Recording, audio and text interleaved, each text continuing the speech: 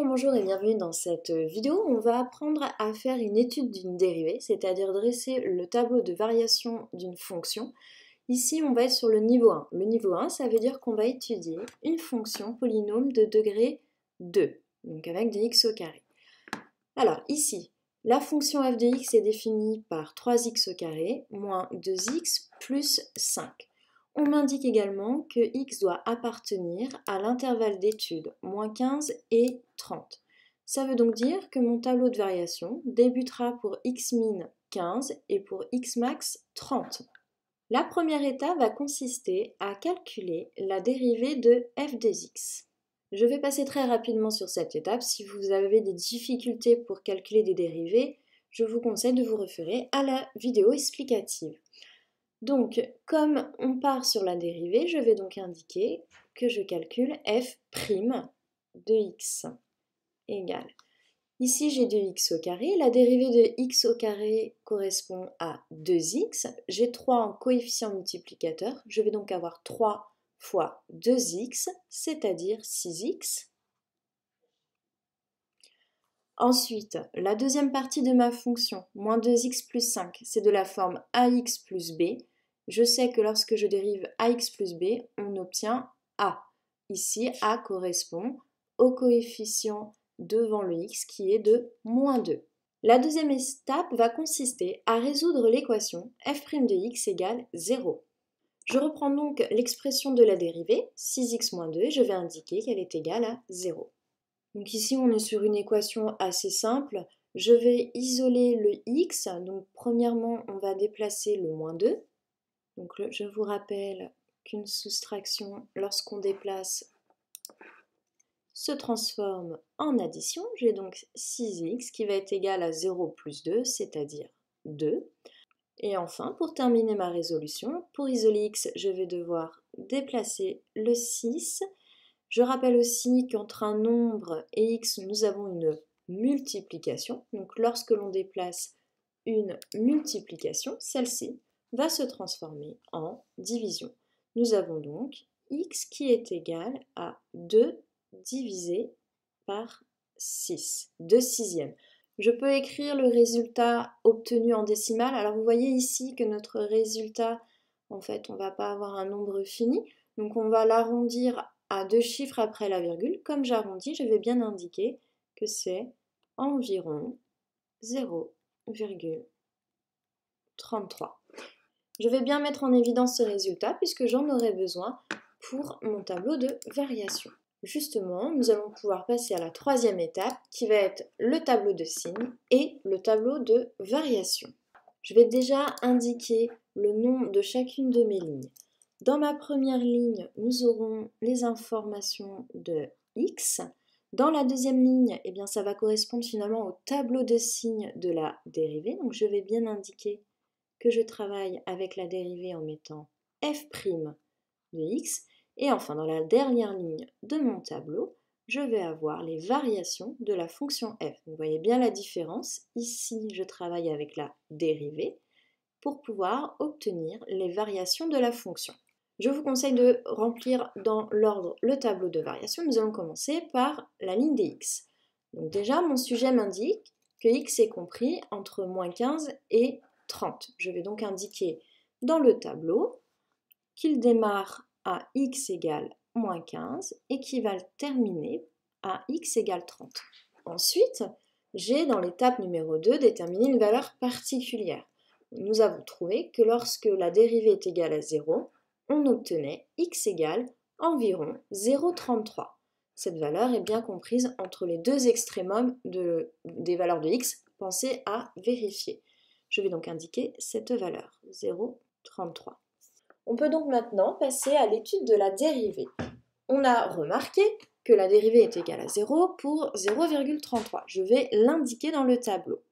Donc on trace un trait à 0,33 et je vais indiquer qu'à cet endroit-là, pour cette valeur particulière de x, la dérivée est égale à 0. Maintenant ici, je suis dans l'étape tableau de signes. Je dois donc savoir si entre moins 15 et 0,33, la dérivée est positive ou négative.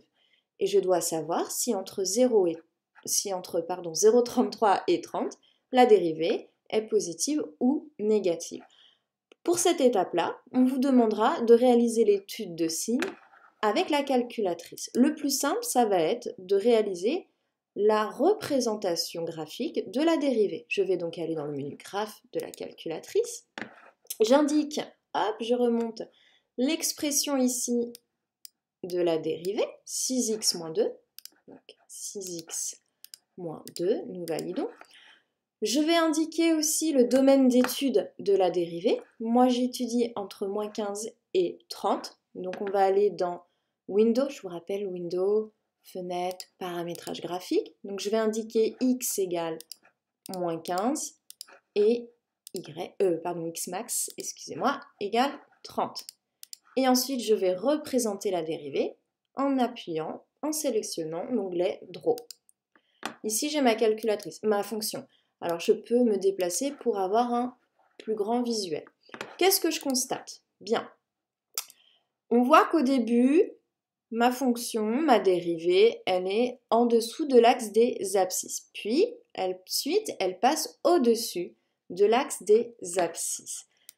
La valeur particulière 0,33, elle va correspondre à l'endroit où la droite va couper l'axe des abscisses. Donc, vous voyez bien ici que la droite est coupée en deux parties. Une première partie inférieure à l'axe des abscisses, donc inférieure à 0 pour la valeur de la dérivée. Et ensuite, la deuxième partie, comme la droite est au-dessus de l'axe des abscisses, on va dire que la dérivée est positive. Je peux donc indiquer, ici, elle va être négative, puis dans ma deuxième partie, qui correspond à cette partie-ci, elle sera positive puisqu'elle est au-dessus de l'axe des abscisses. On passe donc maintenant à la dernière étape de mon tableau qui va être le tableau de variation.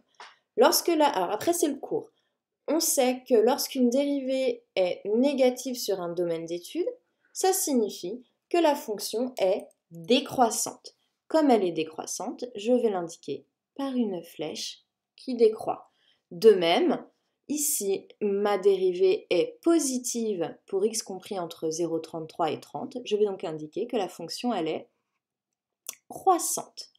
Et on a presque fini. Maintenant, je vais devoir déterminer des valeurs particulières de la fonction qu'on appelle des extrémums. Vous voyez bien ici que je vais avoir des maximums. Ici, j'ai un minimum. Je vais travailler mon explication pour cette valeur-ci, puis après, on ira un peu plus rapidement pour les autres. Donc, à cet endroit-là, x vaut moins 15. On est sur de la lecture basique. Je vais devoir calculer la valeur de la fonction lorsque x égale moins 15. Donc, je calcule f de 15. Maintenant, la difficulté, c'est de prendre la bonne expression. Je dois travailler avec l'expression de ma fonction de départ, puisque je suis dans la dernière ligne de mon tableau de variation, qui est l'étude de la fonction et non de la dérivée. L'erreur que vous faites régulièrement, c'est de retravailler vos calculs avec l'expression de la dérivée. Vous voyez bien ici, hop, je suis bien dans la ligne où je travaille avec la fonction. Donc je vais reprendre l'expression de la fonction et à la place de x, je vais écrire moins 15. J'ai donc 3 fois x au carré, c'est-à-dire moins 15 au carré. Attendez-moi, il faut que je remonte. Hop, moins 2x plus 5. Moins 2 multiplié par moins 15 plus 5 égale, et je fais bien sûr à la calculatrice ce calcul. Alors, 3 fois. Faites très attention. Comme vous avez des nombres négatifs, posez bien les parenthèses quand vous les mettez au carré. Selon les modèles des calculatrices, certains en tiennent compte et d'autres non, ce qui peut fausser vos résultats. Nous obtenons 710, excusez-moi. Je l'indique donc dans le tableau de variation 710. Maintenant, pour trouver cette valeur ici, je vais devoir remplacer la valeur de x par 0,33. Ce que je vais faire, c'est que je vais reprendre mon calcul et à la place de moins 15, on va indiquer 0,33. Donc avec le curseur, je retourne sur mon calcul et j'indique cette fois 0,33 puisque ça correspond au positionnement dans mon tableau de variation. On a, alors c'est pareil, on va arrondir, donc ça fait environ 4,67. Et de même, pour trouver ici cette valeur, je vais remplacer x par 30. Donc, même travail que tout à l'heure. Avec le curseur, je retourne sur l'expression, sur mon calcul, et je vais remplacer cette fois-ci par 30. Après, vous pouvez réécrire le calcul, c'est juste que c'est plus simple finalement de remplacer les valeurs. 2645. Une fois que vous avez fini, vous prenez très rapidement un temps de réflexion pour vérifier si vos valeurs sont cohérentes. On voit bien ici que pour passer de 770 à 4,67, c'est normal d'être décroissant puisqu'on passe d'une plus grande valeur à une plus petite. Et de la même manière, il est cohérent que la fonction soit croissante puisque l'on passe de 4,67 à 2645.